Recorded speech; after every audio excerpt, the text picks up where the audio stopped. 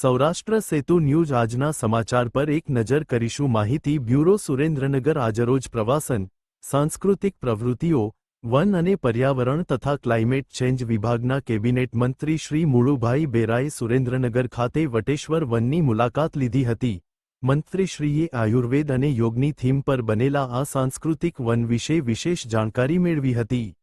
બાદમાં તેમણે Ayush colour garden, yoga garden, Jain garden, sculpture garden, sense and touch garden, fruit and fun park જેવા theme આધારિત gardens વિભાગોને રસપૂર્વક નિહાળ્યા હતા.